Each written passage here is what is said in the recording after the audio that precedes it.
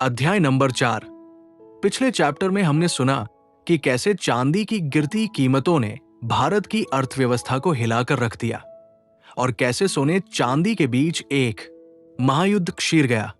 एक तरफ ब्रिटिश सरकार और व्यापारी थे जो भारत को गोल्ड स्टैंडर्ड पर लाना चाहते थे और दूसरी तरफ भारतीय हितैषी थे जो चांदी को ज्यों का त्यों रहने देने के साथ थे। इस बहस और अनिश्चितता के माहौल में गोल्ड स्टैंडर्ड शब्द एक जादुई समाधान की तरह लग रहा था। ये एक सुनहरा सपना था, एक ऐसा वादा जो रुपए को स्थिरता देने और अर्थव्यवस्था को दुनिया से ताल मिलाकर चलने के दावे करते थे। लेकिन कोई भी विशाल आर्थिक बदलाव करने से पहले यह समझना जरूरी है कि वह प्रणाली आखिर काम कैसे करती है। तो चलिए आज हम इस सुनहरे सपने यानी गोल्ड स्टैंडर्ड की प्रणाली को सरल भाषा में समझने का प्रयास करते हैं और ये भी जानते हैं कि यह भारत के लिए कितना व्यावहारिक था। गोल्ड स्टैंडर्ड या स्वर्णमान का मूल सिद्धांत बहुत सरल है। इसका मतलब होता है कि किसी देश की कागजी मुद्रा या सिक्के सीधे सीधे सोने की एक निश्चित मात्रा के बराबर होना। सरकार ये गारंटी देती है कि आप कभी भी उसकी मुद्रा को बैंक में ले जाकर उसके बदले में एक तय मात्रा में सोना प्राप्त कर सकते हैं। उदाहरण के लिए मान लीजिए सरकार तय करती है कि 1 ग्राम सोने की कीमत 1 रुपए के नोट के कीमत के बराबर होगा। तो इसका मतलब यह हुआ कि आप जब चाहे बैंक में 1 रुपए का नोट देकर 1 ग्राम सोना ले सकते हैं। इस प्रणाली के तहत सरकार उतने ही नोट छाप सकती है जितना सोना उसके खजाने में आरक्षित है। वो अपनी मर्जी से अनगिनत नोट नहीं छाप सकती। यही बात इस प्रणाली को बहुत मजबूत और भरोसेमंद बनाती है। इससे देश की मुद्रा का मूल्य स्थिर रहता है और लोगों का अपनी मुद्रा पर विश्वास बना रहता है। उन्हें पता होता है कि उनकी जेब में रखा कागज का नोट सिर्फ एक कागज नहीं बल्कि उतने ही कीमत के सोने के बराबर का है। इस प्रणाली का एक और बहुत विशाल फायदा अंतर्राष्ट्रीय व्यापार में होता है। जब 2 देश गोल्ड स्टैंडर्ड पर होते हैं तो उनकी मुद्राओं के बीच की विनिमय दर लगभग स्थिर हो जाती है। मान लीजिए भारत में 1 रुपए पर ग्राम सोने की कीमत अमेरिका के $1 पर ग्राम सोने के बराबर है। तो ये अपने आप तय हो गया कि $1 1 रुपए के बराबर होगा। ये दर तब तक नहीं बदलेगी जब तक दोनों में से कोई देश अपनी मुद्रा की सोने में कीमत ना बदल दे। इससे आयातकों और निर्यातकों को बहुत सुविधा होती है। उन्हें ये डर नहीं रहता कि मुद्रा की कीमत में अचानक उतार चढ़ाव आने से उन्हें नुकसान हो जाएगा। इससे अंतर्राष्ट्रीय व्यापार और निवेश को बहुत बढ़ावा मिलता है। यही कारण था कि 19वीं सदी में ब्रिटेन और अन्य यूरोपीय देश इस प्रणाली को अपना रहे थे और इसे आर्थिक प्रगति का प्रतीक माना जाता था। वे चाहते थे कि भारत भी इसी क्लब में शामिल हो जाए। लेकिन हर सुनहरी चीज की एक कीमत होती है। गोल्ड स्टैंडर्ड को अपनाने और उसे बनाए रखने की भी अपनी चुनौतियां और नुकसान थे।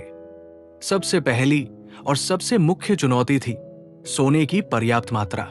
इस प्रणाली को चलाने के लिए सरकार के पास अपने खजाने में बहुत विशाल मात्रा में सोना होना जरूरी है ताकि वो लोगों को ये भरोसा दिला सके कि वो अपने वादे को पूरा कर सकती है।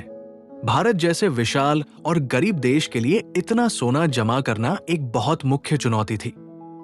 इसके लिए या तो देश का निर्यात बहुत ज्यादा होना चाहिए ताकि वो सोना कमा सके या फिर उसे सोना उधार लेना होता जिससे देश पर कर्ज का बोझ अधिक हो जाता। डॉक्टर अंबेडकर ने इस बात को बहुत स्पष्ट रूप से समझा। उन्होंने तर्क दिया कि भारत की आर्थिक स्थिति ऐसी नहीं है कि वो गोल्ड स्टैंडर्ड का भारी बोझ उठा सके। ये एक महंगी और अव्यावहारिक प्रणाली थी जो भारत पर जबरदस्ती थोपी जा रही थी। गोल्ड स्टैंडर्ड की एक और मुख्य खामी ये थी कि ये सरकार के हाथ बांध देती थी।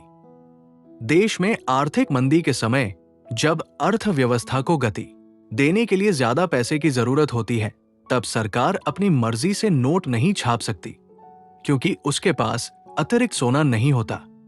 इससे मंदी और ज्यादा गहरी हो सकती है और बेरोजगारी अधिक हो सकती है। सरकार की आर्थिक नीतियां सोने की मात्रा पर निर्भर हो जाती है। ना कि देश की जरूरतों पर। ये एक तरह से अर्थव्यवस्था को सोने की जंजीरों में कस देना था। इसके अलावा अगर किसी देश में सोने की कोई नई खदान मिल जाए तो अचानक पैसे की आपूर्ति में इजाफा हो जाएगा और महंगाई आसमान छूने लगेगी। यानी देश की अर्थव्यवस्था पूरी तरह से एक धातु की उपलब्धता पर निर्भर हो जाती थी, जो कि एक बहुत जोखिम भरी स्थिति थी। भारत के संदर्भ में गोल्ड स्टैंडर्ड अपनाने का मतलब होता अपनी सदियों पुरानी सामाजिक आर्थिक व्यवस्था को पूरी तरह से उलट देना। जैसा कि हमने पहले भी बात की, भारत के आम लोगों का जीवन चांदी से संबंधित था। उनकी बचत चांदी में थी। गोल्ड स्टैंडर्ड अपनाने का मतलब था कि उन लाखों करोड़ों लोगों की बचत का अमूल्यन हो जाता। ये एक ऐसा कदम था जो देश में अशांति और असंतोष पैदा कर सकता था। ब्रिटिश सरकार इन सभी चुनौतियों को समझती थी।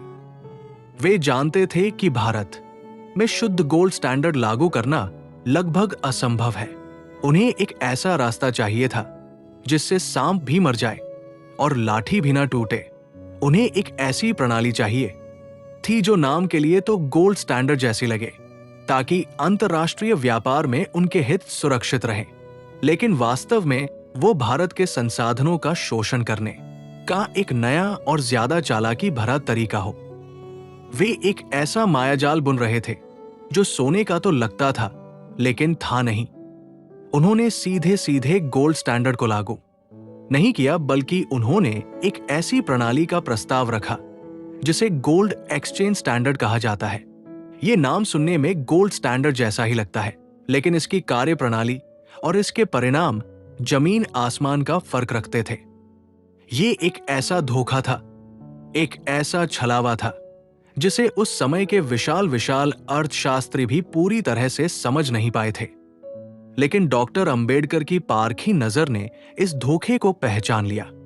उन्होंने अपनी किताब में इस प्रणाली की परत दर परत धज्जियां उड़ाई है और यह साबित किया है कि यह प्रणाली भारत को आर्थिक रूप से मजबूत बनाने के लिए नहीं, बल्कि उसे ब्रिटेन का आर्थिक गुलाम बनाए रखने के लिए डिजाइन की गई थी। तो आखिर यह गोल्ड एक्सचेंज स्टैंडर्ड था क्या? यह गोल्ड स्टैंडर्ड से कैसे अलग था और क्यों डॉक्टर अंबेडकर इसे भारत के लिए इतना खतरनाक मानते थे? इस रहस्यमयी और चालाकी भरी प्रणाली के मायाजाल को हम समाप्त करेंगे अगले अध्याय में। यह चैप्टर यही समाप्त होती है। यदि आपको चैप्टर अच्छी लग रही हो तो लाइक, शेयर, कमेंट और सब्सक्राइब जरूर करें और हमारे चैनल के सारे प्लेलिस्ट को एक बार जरूर विजिट करें। आगे के चैप्टर के सारे अपडेट पाने के लिए बेल आइकन को जरूर दबाएं। धन्यवाद।